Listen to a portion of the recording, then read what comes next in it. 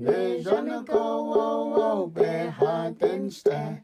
Ne jana go den go be ha den ste. Hey yana hey hey hey yana. Ne jana go wo wo yoth gwe be ha den ste. Ne jana go wo wo be ne takis.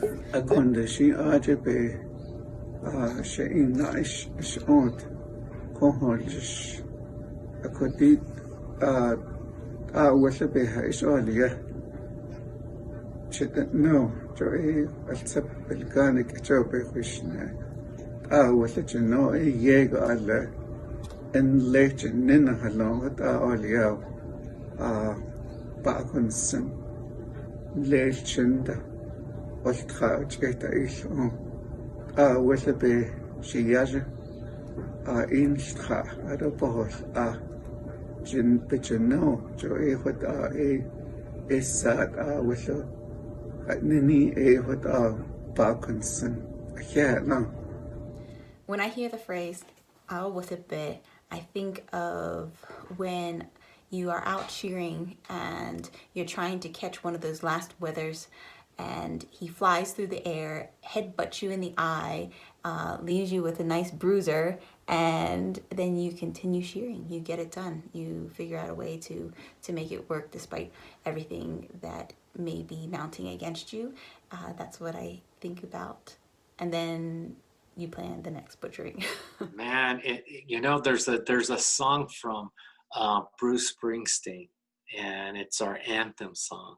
Because when we're down and out, I put that song on, and it says there's going to be hard times coming, there's going to be good times coming, but there's also going to be hard times coming.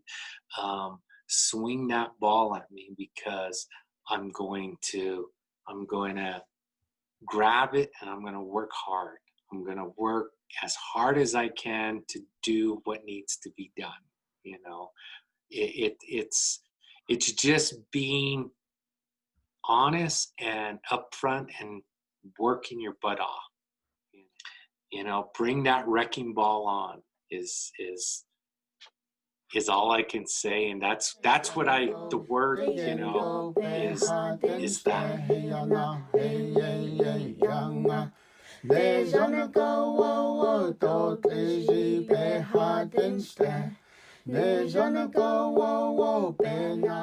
My name is Christine Ami. I am the Navajo Cultural Arts Grant Manager, and I am glad that everybody is here today. Crystal had mentioned, who should we bring on? We should bring on some extra weavers because we have such a great weaving program here at the college.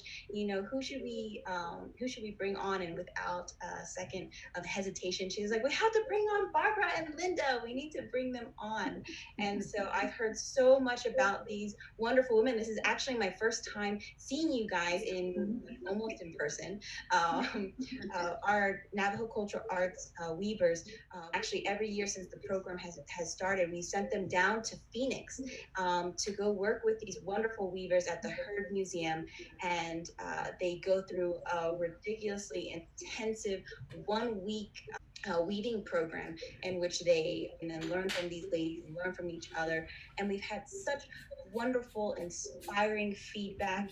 Crystal mentioned bringing on these wonderful sisters. I said, absolutely, let's do it. I'm actually going to bow out today. I figured it would be nice to have Crystal talk with these down and talk with Barbara and Lynda, just because of how well that they know each other. So I am going to be taking Crystal's position, making sure you guys all have any questions that you can go ahead and send them in. I will text them to Crystal, and Crystal will make sure that Barbara and Lynda get them. So without further ado, here's Crystal, and Crystal's here to introduce Barbara and Lynda.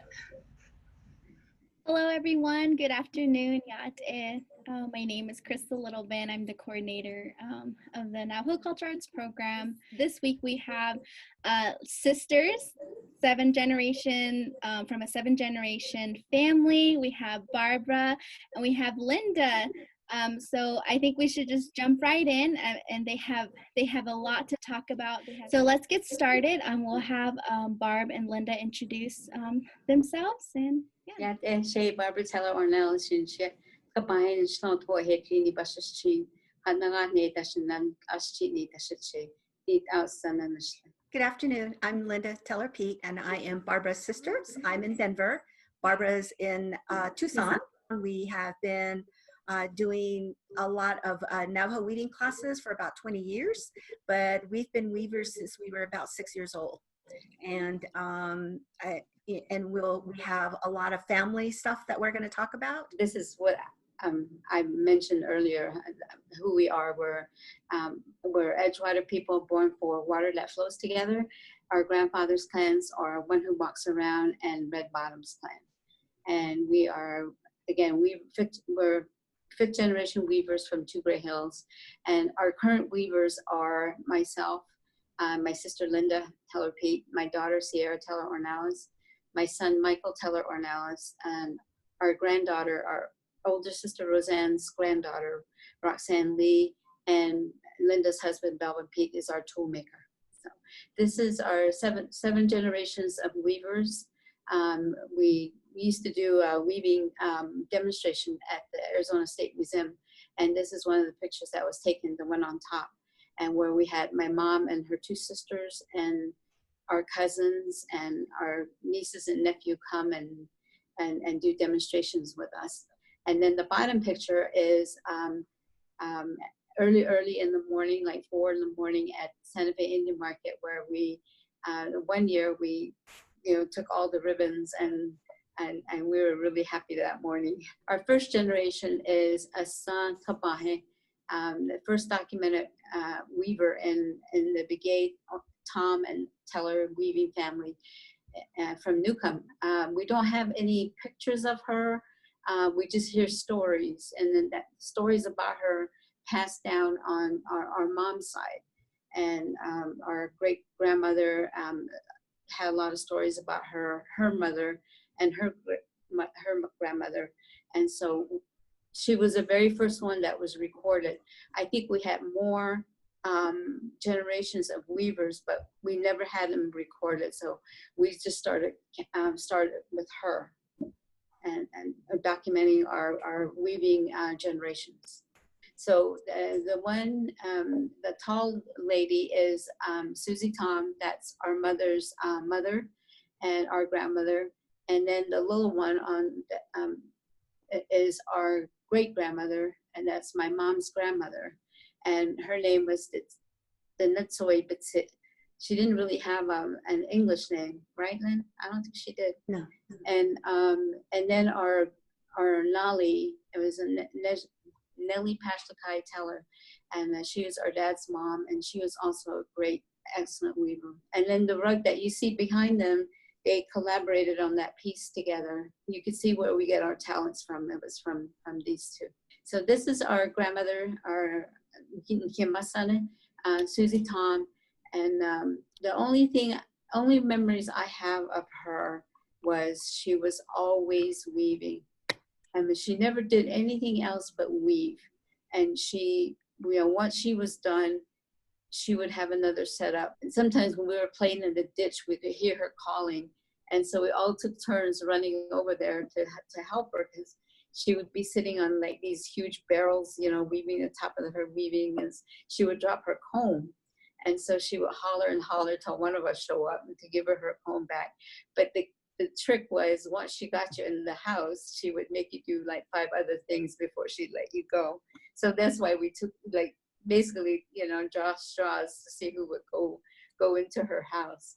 But she, one of the things that she always said was, when I die, she goes, I'm gonna die with my comb in my hand. And basically that's what happened to her. She finished a piece, she laid down, she had a comb in her hand, she passed.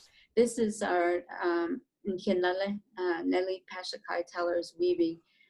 She was really known for doing all different kinds of styles. She knew probably up to like 14 different styles of twill weaving.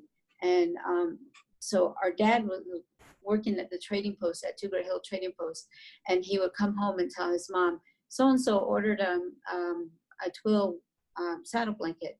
And she was, what kind of twill do they want? And of course, my dad had no clue. So she wove in every twill weave pattern that she knew into this piece. And she gave it to my dad and say, here, just have them point to which pattern they want, and I'll make the size, whatever size they want. So we always call this our first teller catalog. She was really well known for her two-face weaving.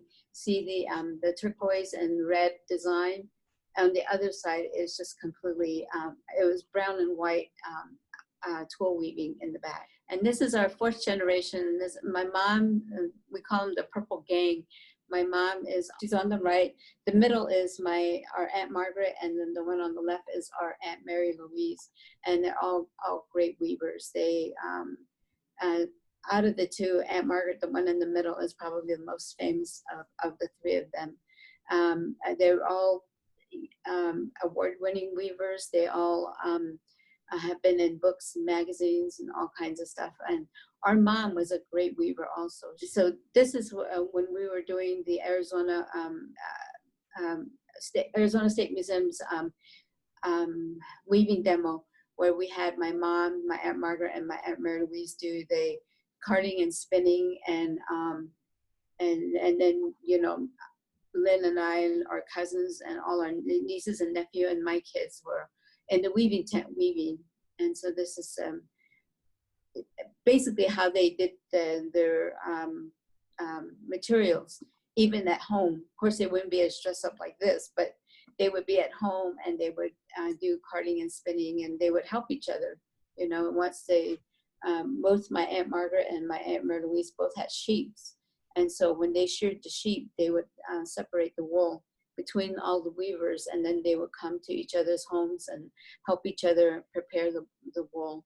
And it was a lot of fun when you got included into all that. So this is our mom's weaving, and again, she was an amazing weaver. And because our dad was a trader at Two Great Hill Trading Post, my mom we used to have a small apartment behind the trading post, and we used to have tours come, to the trading post, and they would say, I expected to see weavers all over, like sitting under trees or whatever. And my dad goes, they're too busy at home, they don't have time to sit under trees and weave.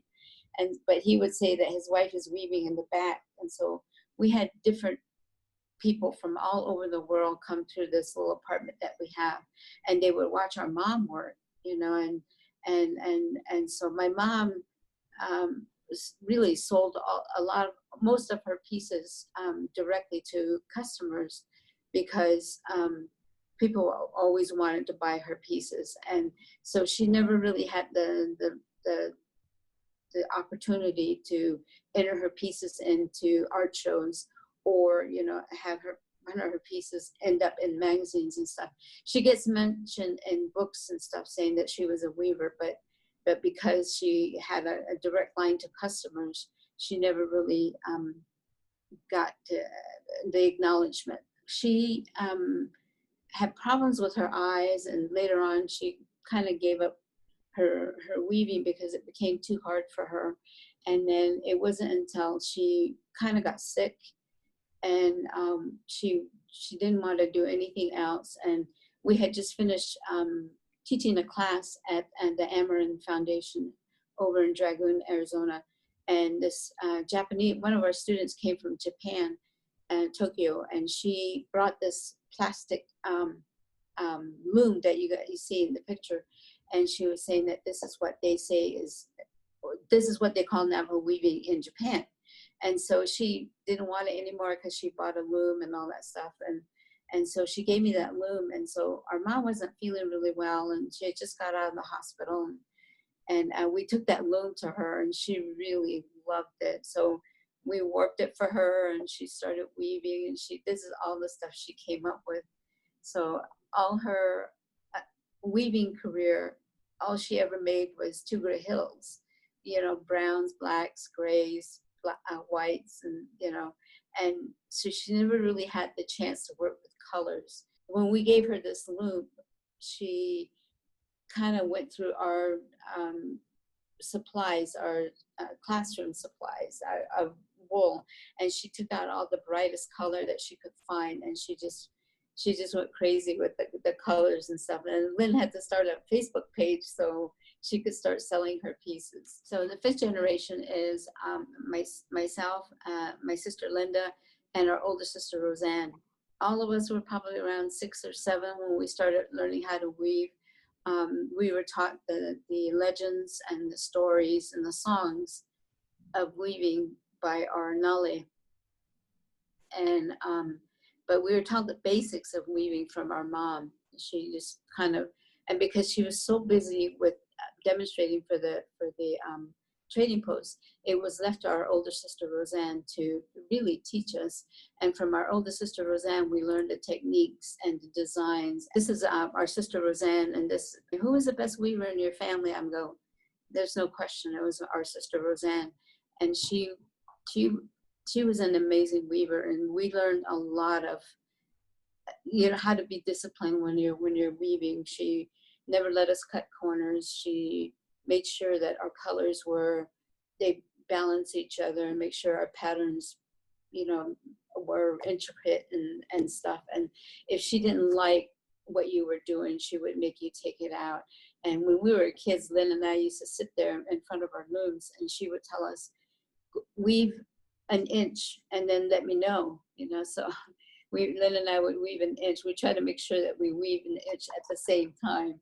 And so she would come in with her yardstick, and she would measure like 5 or 6 different parts all the way across. And if one of them was lower than an inch or higher than an inch, we had to take it out and balance it out. And so we learned a lot of techniques from her, and she was an amazing weaver. Her patterns just basically just came to her. And and she drove the school bus at Newcomb schools. She worked at Newcomb Trading Post, Taulina Trading Post, Two Gray Hill Trading Post. Plus she was a weaver, and plus she had to take care of her children. And she used to have these notepads where she would just doodle all these designs, and she just came up with some amazing stuff. So Barbara was the first one that sort of bucked the system in our family. She was an artist in residence at the Heard Museum for 4 years. And so that's where her kids grew up, actually. And when Michael was in a cradle board, she had to put a sign on him that said, "Please don't touch, it's a real baby." And so Michael is in his 30s now, but that's where she really begun to hit her stride, I think. And she has really broke some barriers along the way. When she left home and went to Phoenix, she started weaving other styles, because at the Heard Museum, they had a lot of different regional styles. And so she did a lot of studying there. She continued to do two grays, and the big rug that's on the left-hand side is a collaborative weaving for her and my older sister, Roseanne. And this is the first rug that won the first place Best of Show at Santa Fe Indian Market in 1987. And I believe that this rug was the turning point of a lot of weavers now being able to sell on their own without galleries, without trading posts. The sisters wove this in about 4 years and were able to really get stable with this piece. They each bought homes. They each had sons while they were working. I mean, a lot of significant things happened to them in their lives, and the stories are embedded in that big piece. And it became a big splash. And I believe that some of the gallery people, we run into them every now and then, and they'll always talk about that tapestry, and they'll tell Barbara, "You're the one who ruined Navajo weaving, because now weavers want more money for their pieces."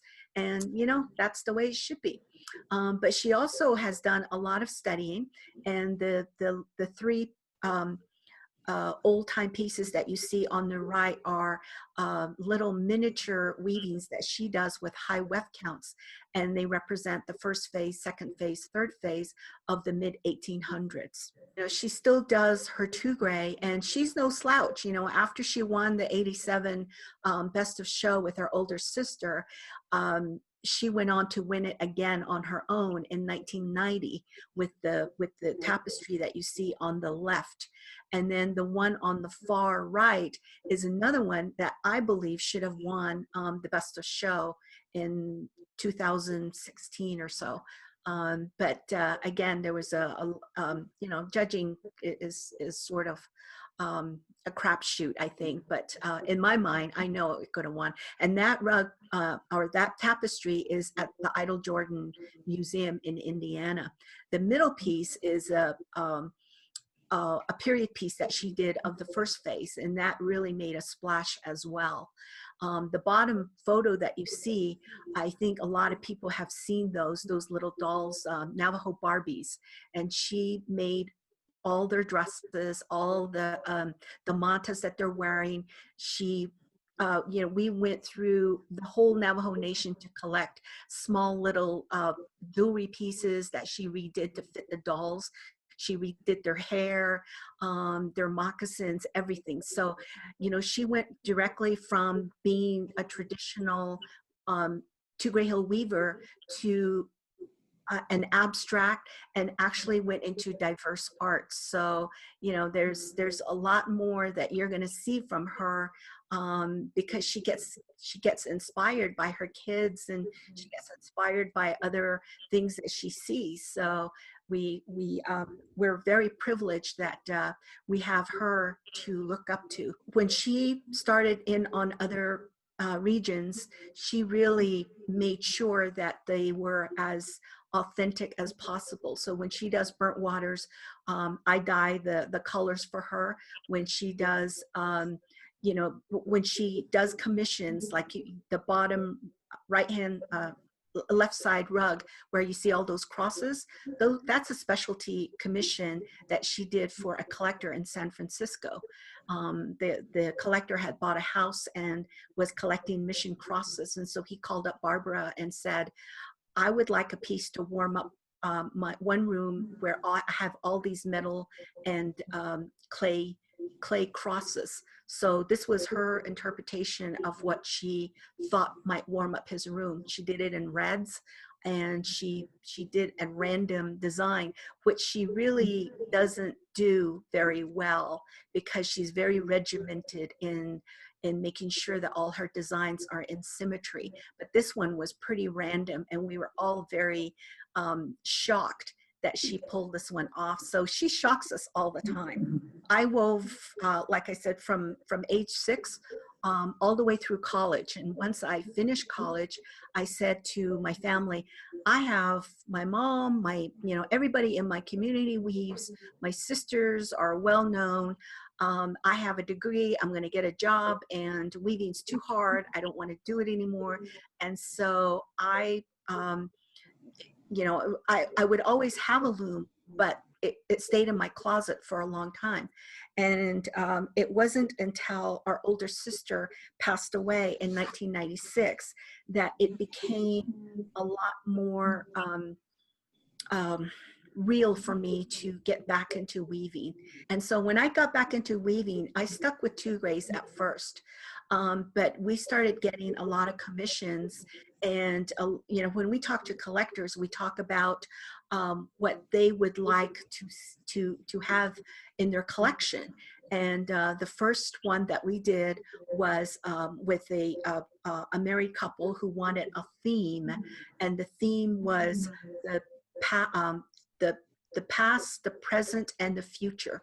And they asked Barbara and Michael and me to come up with a theme for our weavings. And so when I researched it in the 1940s, Two-Gray Hills, they were using color, turquoise, yellow, and red. And so from then on, I started researching a lot of the historic weavings. I started doing like child's blankets and mokis, but a lot of these tell stories. They're not just weavings that I do. I usually really read about there are like a million books on Amazon on Navajos. And so any book that you pick up have been written probably by non-Navajo. And so I generally will read that, but but really remember the stories of our nullies and our grandmothers. And so I sort of put the two together, and I weave tapestries that tell these stories. All right, so these are my children, Sierra Najona Teller Ornelas and my son Michael, Paul Teller Ornelas. Sierra was probably around 5 or 6 when my mom first set a balloon for her, just for her to play with. You know, she was always curious about what we do. My older sister Roseanne, you know, put a spindle in her hand when she was tiny, and she just, you know, kind of gravitated towards weaving, and she did you know, she started out doing Two Gray Hills and stuff, and then she just kind of branched out into other things, and you know, she was she worked at the Museum of American Indian in DC after she graduated from University of Arizona, and she'd been doing like abstract weavings and stuff. And so Lynn and I were really excited when we saw her starting a 2-grade, and we're like, oh, we're so happy she's doing a 2-grade. And then she put these little cherry blossoms in the middle, and then she finished it, and we're like, why did you do that? And she was, you know, I listen to other weavers, and they always say that you have to weave what you see in your own environment. And she was, and this is what I see, you know, because she worked at the museum, and then she walks down the mall, and all the mall has says cherry blossom trees. And so that's why she put it, you know, inside her 2-grade. And she sold it at Indian Market to a couple from Washington, D.C. And because they loved the piece because the middle part reminded them of cherry blossoms, which is exactly what, you know, she intended. And then the second one, the middle one, she did 2 of those, and she called it Forbidden Love, you know. And on the other one, the green one is in the little square, and then the purple is on top. So they're kind of like thinking of each other and stuff. And this this piece ended up at the Hood Museum at Dartmouth College. And then the other piece that's on the loom, that was displayed at the Hood Museum as one of the innovative art.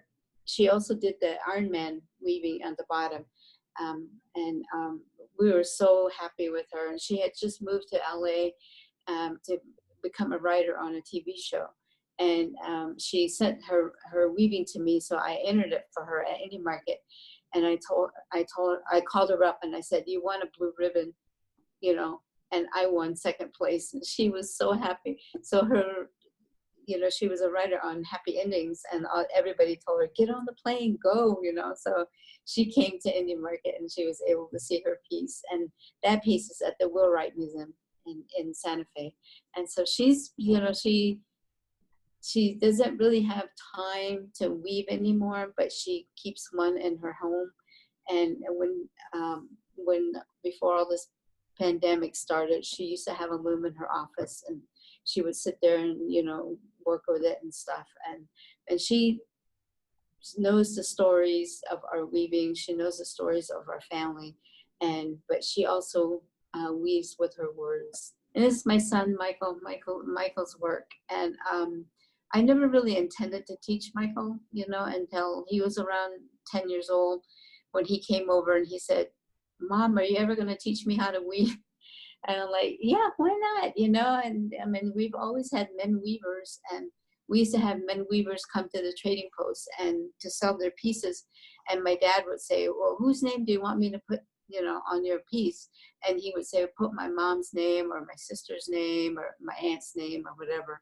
And my mom and my Aunt Margaret had that running joke about how there's a lot of famous weavers at Two Gray Hills that have never woven a rug in their lives.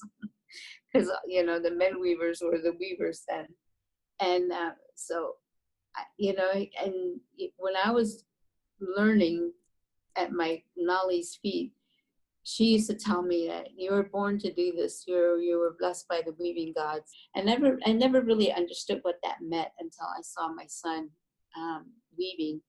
I would tell him to do certain things and he would get it right away, you know, and then he just started branching out and stuff. And I tried to, you know, control him a little bit, and then he would lock me out of his room. He says, "You're not coming in till I'm over half." But he comes up with some amazing ideas and stuff, like the bottom red one to the left. People see all kinds of stuff in that piece. To me, I see a sheep with the face, you know. Some people see Rolling Stone's tongue, you know, and all kinds of stuff. It's amazing. Yeah, if you put it in another way, a whole other picture shows up. And then the one in the middle, the striped ones, he called those his Spider-Man pieces, because the colors that he got were from the Spider-Man's outfits, and that kind of like represented his breastplates or something. But he comes up with some really cool ideas of his work. Sometimes he designs them on computer, which I really had a hard time with. But then he was saying, but this is, you know, this is how we do things now. So I'm warming up to all that. This is our 7th generation.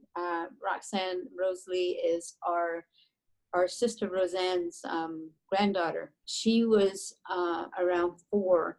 She was born in Germany. Her parents were in the army. My grandson, Javier Teller Ornelas, and he just turned 4. So I'm waiting for this pandemic to be over so I can like start teaching him. So I'm really excited about that. So this is Roxanne. So she was, her mom was deployed to the Middle East, and so it was left to Lynn to take care of her. And go ahead, you tell that story. Oh, sure. So we, Roxanne's parents were both in the Army. Our nephew Terry and his wife were in the Army, and his wife got deployed to Iraq. She was in Iraq. Yeah. And so we took Roxanne and her older brother in, you know, with us in the summertime, and we watched her play with those tiny little dolls, those Polly Pockets. And I was watching her fingers, and I thought, oh, I bet she could weave. So of course we set up a loom for her, and she naturally got drawn to it. She knew how to be very respectful with the battens. You know, she didn't grab at the warp strings. She didn't do, you know, we hear lots of stories about kids cutting their warps, you know, things like that. She didn't do that. She actually had habits and movements just like her grandmother Roseanne, and that really shocked us.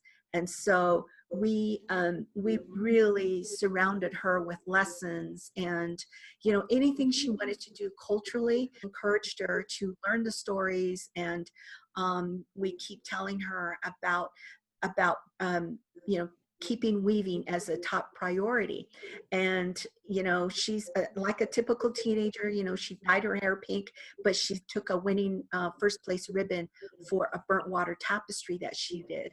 And that tapestry that she's holding with the pink hair is with our tapestries at the Museum of Indian Culture, I think in Santa Fe. So we have Michael's piece, Barbara's piece, my piece, and then her piece all in one exhibit. And so we're pretty proud of what she has done. Weavers like to make their minds up about what they want to do, and they stick to it, you know. And she has said that wherever she lands, she's going to make sure that she has a loom with her. 7 generations. That's awesome. And I hope everyone's enjoying to see the intergenerational transfer of knowledge that your family is displaying. You ladies did already cover a few of the questions that we have listed for you. I would like to go through a few more questions, such as how do you understand the creative tension between tradition and innovation informing your artwork? So I said we fully embrace innovation. You know, a lot of times when we are doing demonstrations or whatever, people will always be critical of our looms, the way they look. We use metal turnbuckles. We have a lot of tools that our nephew, Terry, had adjusted for us. A lot of things that my husband, who's a mechanical engineer, he's built looms that are amazing, because you never have to change the way that you sit. So we do get a lot of criticisms for that. And so the innovation part is nice because it makes things easier, but everything we do, we still keep to the tradition. We still go through the protocols when we do our fiber preparation, our warping, weaving steps. Everything is still according to tradition. How our grandmothers wove in the 1920s is the same way we weave in 2020. And I think that you can embrace innovation, but you can still remain true to your traditions. Yes. And it's wonderful to explore and push the boundaries of weaving, but you also have to remember how you learn and still pay homage to that, And when I think of tradition, I think of weaving a two-gray, and when I weave other style, I think of that as going beyond my boundaries. But through it all, you have to maintain the quality of your work. Whether you're doing traditional or you're creating something innovative or whatever, the quality of your work has to be the same. You can't do one thing and let the other part go. It doesn't work that way. Kind of like how our whole Navajo culture and philosophy is that we always have to have a balance in everything. So, and that, I think that's a very important message, especially to our emerging artists, the younger generation, for them to know that that we still have to have the traditional aspect of the culture arts, but also at the same time to also utilize the innovation of modern technology. So that's a great message, and thank you, Lynda and Barb, for that. So our next question is, what has been the biggest challenge that you have had to overcome as weavers? I think for me, when I first started out, it was very hard to break into selling my pieces through galleries and shops that were not on the reservation. I was always told, take it back to the reservation, sell it. If it's on the truck, we'll buy it, and stuff. And I never really had the opportunity to sell to galleries. And so I knew of a friend my dad had a friend who opened a gallery in Scottsdale. And so he told me, go over there and visit them and tell them who you are, who your family is. And that was the only way I could get into the gallery. And he let me do a consignment, and he wouldn't out buy my pieces, but he let me do consignment. And he said, if it doesn't sell in 2 weeks, come back and get them. So I'm like, okay, that's fine. At least I have some kind of exposure saying, this is what I do. But both my pieces sold, and he called me like a couple days later, and he says, come pick up your checks, because they're both sold. And if you have any more pieces, we'd love to consign them, So, and then one of the workers who worked there, probably like my third, fourth time bringing another piece in, he says, he goes, you're too good for the galleries. You should go down to the Herd Museum and start working with those people over there. And so, and that's how I got into the museums.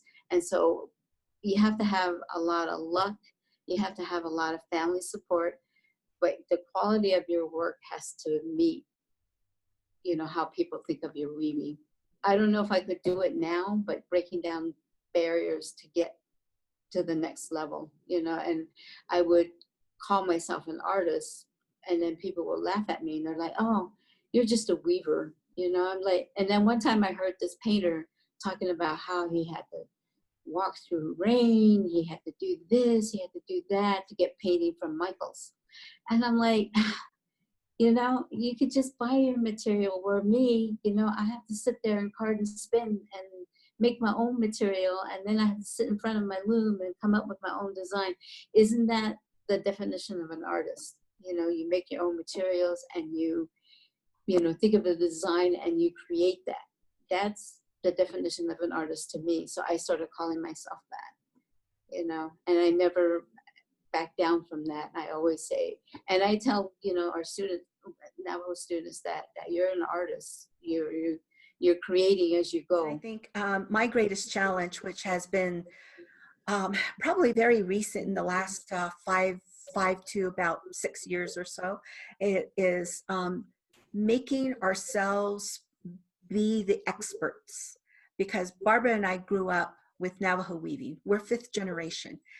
It seems as if all the books out there that are there for our new weavers, our new Navajo weavers, are people that want to learn about our history, you know, or are wanting to make those reconnections, the lost linkages that they have with their Navajo weaving families, was based off of those books that were written by non-natives. And for a long time, I think we've put up or tolerated the fact that non-natives had appropriated our art, the selling point, the history part, the teaching. And, you know, for a long time, Barbara and I couldn't even break into fiber organizations because they'd rather hire non-native teachers to teach Navajo weaving. And so it took us a really long time to kind of fight our way through the system. And we did it with allies, non-native allies. We did it with people that really believed in us, and we kept arming ourselves with our own information, and we broke those barriers as well.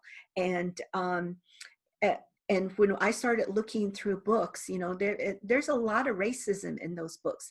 There's a lot of systemic things that will not go away. And, you know, we have our future generations that may be reading those books. And so with the help of Thrum's books, we are writing our own. You know, we came up with the collaborative book, Spider Woman's Children. And then now we're going to release a new one, which we'll talk at the end of the show about. But those were our biggest challenges, was trying to make ourselves the textile scholars, you know, and a lot of people depend on degrees and thesis work and things like that. I mean, that's fine and great, but you know, why pay someone that learned Navajo history through books rather than someone that grew up with it? So I think that has been our greatest challenge, our greatest challenges very recently. We do have another question for you. We can kind of combine them. Where do you find inspiration for your artwork? And also, do you see your work as informing in some ways not only the future of art, but also the future of your people? Because I feel like those two questions, you know, they intertwine with each other. Sure. I find inspiration everywhere, through my family, through our Navajo history. I love looking in the collection, like at the Herd or at Museum of Natural History in New York, and different places. You know, you just look at these old pieces, and it kind of flows through you. You know, you have to, you know, you get inspired by them. And you know, I can look at buildings and see patterns. I can, you know, and you know, you can look at the landscape and figure out what colors look good together, you know, and so I get inspired a lot by that. So the other question was, do you see your work as informing in some ways not only the future of art, but the future of your people? You know, Navajo weaving is not going to die out. I think Navajo weaving, when our ancestors went to Bosco Redondo, they still wove there. You know, and that is evident by all the first phase, second phase, third phase that are being found on the East Coast. And then they make it to the Antiques Roadshow, where they're sold for, you know, $250,000, and they never talk about the weaver. They never talk about how they got that weaving or who might have woven it. It was just all about money. The thing is, we have to look during that time period to know that our ancestors wove at Bosco Redondo and kept their families alive. You know, and they came back, and then they got impeded with the trading posts that exploited a lot of weavers. They came back and had to live through the livestock reduction. where they had to now buy their own wool. And then they got impeded again by government schools, where a lot of our generations didn't learn how to speak Navajo or even do traditional arts. And now we're seeing a resurgence of that, and it's regenerating. And when we teach our Navajo students, we get them at all ages, from very young to their 70s. A lot of these Navajos had moved off the nation to work in cities like Washington, D.C., Chicago, New York, and they're retiring and coming back home, and they're relearning some of the arts. And they do so with the information that they want to teach their grandkids or their great grandkids. And because of that, we know it's, that's the future. The future is about awołí, that is us making sure that weaving is going to exist years from now. And I tell weavers, our Navajo weavers, that find a good mentor, find a great weaver to mentor you, and study under them. There are a lot of great weavers out there that are willing to teach what but be respectful, be humble, be respectful to them, and because Lynn and I, we encourage all of our students to keep going, and just always improve on your next piece. Don't let anything go, and don't ever talk bad about your piece, because it's something that came from you. You created this piece. You got to keep this going. And when you get the chance, you get to teach somebody else. Just move it, paying it forward all the time. That actually is a perfect segue into our last question, which is, or our second to the last question, which is, what advice do you have for aspiring weavers? Do the very best you can. Learn everything. Learn your Navajo weaving history. Learn the weaving history in your family. Refine your songs and prayers. And when you're weaving, always improve on your piece, and never cut corners, because if you cut corners, in your heart you didn't do your best. So always do your best, and never ever cut corners, and seek out, like I said, good weavers, and take advice from them, because they've been there. They were in the front lines, for weavers to be recognized, and take pride in what you do. Take pride in your work. And I've been all over the world. I've been to so many different weaving cultures, and the people there have so much pride in their pieces, and then I come home and I'm like, these people are like this, these people are like that, and we're the same way, and we, however they feel about their culture and their weaving, we feel the same way. And it's my job, and it's Lynn's job, to pass that forward.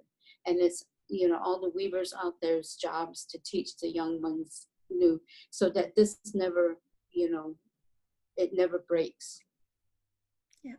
And so I think the other advice that we give out, what it's really not advice, but encouragement, is we always start with our classes by telling people Navajo weaving belongs to you. Don't let anybody, no family members, extended relatives, strangers, tell you how to weave, or that whatever you're doing, whatever information that you are looking for, and if you can't find it, don't let that stop you, because Navajo weaving belongs to you. You need to pick up that torch and really pass it on. And we are at this stage now where the trading posts are not telling us what to weave. And I think that we have a lot of artistic people. Navajo people are so much more artistic in words and deeds and whatever they do. And so it's time now for people to start their own trends. Weavers can start a trend. They can invent a new style. They can, we're no longer this behind the wall, faceless, voiceless. We've become fearless. And we are telling people we are weavers, we are artists, and some of them make a whole living, a good living by it, and some of them have supplemental income. Some people don't even worry about that. They just have good jobs, but they want to make sure they want to learn how to weave to keep the linkage going with their relatives. And I always tell people, even if you fail, you know, we have a lot of Navajo students and they have issues and they're ready to give up, and we tell them, you know what, that's fixable. We can take that block out, reweave it, you know. Next piece, you're going to be cognizant of that mistake. So every piece is going to teach you something. And, you know, weaving is a skill. And, you know, now that the time is right for all textile artists to take the world by storm. Thank you, Barb and Linda. I think You're you welcome. not only inspired myself, but you inspired Christine and everyone that's watching. It's your words really really resonated with us. And so that's a great way to end with this question. When you hear the phrase "awolebe," what does that mean to you? It means do your very, very best. For me, that's what it means. Do your very, very best. Never cut corners, and always, always live your life in balance. You know, because you only have yourself to answer for, and if you're not living in balance, then you have to answer that for yourself. So you have to be in balance, and to be a weaver, to be a silversmith, to be a carver, whatever art that you do, painter, you know, and you have to make sure that your heart is in a good place, your head is in a good place, and you know, you know, and that's what my Nala used to say to me. You know, yeah, stick to weaving, don't let go, because it's gonna hold your family together. It's gonna always give you a house. It's always gonna put food on your table. And he was right. You know, my Nala Husky, he used to say that to me all the time when I was small. Yeah. And so I think that we say that's our, you know, that's something that we really take to heart, that weaving strengthens us. And we do get all of our tools and our looms blessed from our medicine people. And one of the things that that really stuck with me when we were in Canyon de Chelly and getting our tools and looms blessed was, he said to us as he touched our tools, he said, these are your weapons.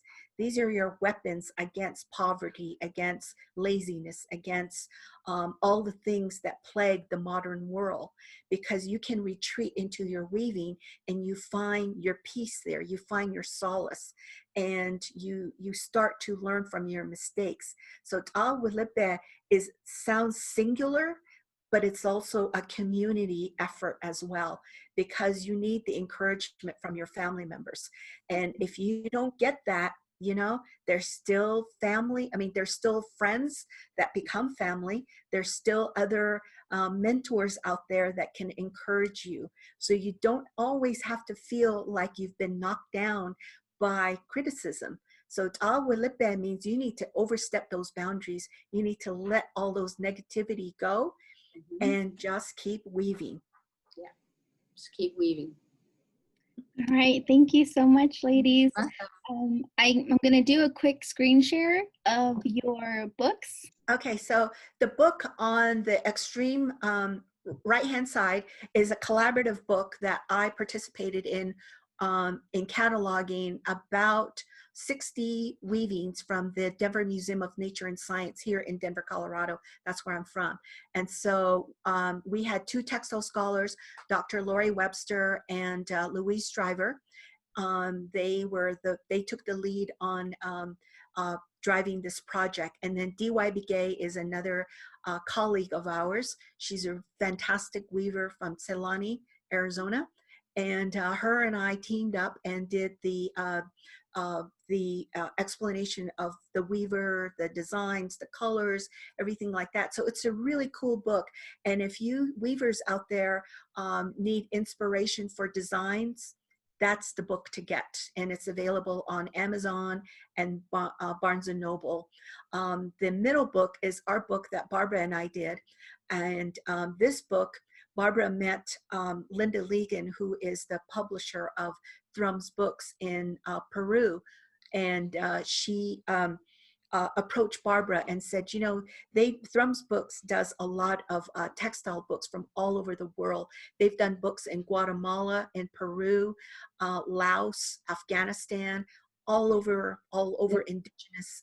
Let me interrupt for. I have to go. I have All to right. be somewhere. So thank you, everybody. Thank you for listening to us and let us share a little bit of our life. And my sister will take over now, and she knows she's a closer. So thank you. Okay, so that middle book, you know, she made that connection in Peru, and we were able to meet up, and we talked about what this book was going to look like. And we said, you know, there's a lot of books on Navajo Weavers. It's just that they're all written from the perspective of outsiders, and what happens to these language translations. So when we did interviews with our elders and our mid-career and our new generation of weavers, if they wanted to talk Navajo, we talked Navajo. If they wanted to talk English, we did. So we didn't want anything lost in translation. And this is the first book since colonial and conquistador contact that has been written by Navajo weavers about Navajo weavers. So we're pretty proud of this book, and we have Thrums Books to thank because they really understood our platform in making this information available. The last book is our new one that's coming out in October, and it's our basic how to weave a Navajo rug and other lessons from Spider Woman. So we kind of go into a little bit of history. We do a lot of cultural interpretation, and we had help from a lot of different people. It wasn't just us. We had a team of people that helped us out. Our illustrator is Mike Yellowman, who's Navajo, who lives here in Denver. Our technical person was Velma Craig. She's been one of our really good students that is now a full-fledged teacher, and she's got a huge following of students, and we're pretty proud of her. She helped us with the technical writing part. We also employed Sharon Johnson, the late Sharon Johnson, and her husband Freddie Johnson, and they helped us out with making the connections with the cultural stuff. So it wasn't just us. We made it a collaborative effort of Navajo people, and my husband really stepped in to really focus on the tools, and we talked to a lot of different tool makers. We I mean, we put so much information in there, and it has lots of photos, lots of illustrations, and it's a book that anyone can pick up, open it, and, you know, learn how to warp and learn how to weave. So again, thank you for joining us all the way from Denver, Lynda, and then Christine in the background, and Barb. I hope everyone's staying safe. Hope everyone is taking care of themselves. And if you have any other arts that you want to pick up, don't forget to check out our website at www.navajocultureartsprogram.org. All right, we are going to sign off, and everyone, I hope you enjoyed our the lecture by the wonderful sisters. And all right, have a great one. And take care of yourselves and be safe.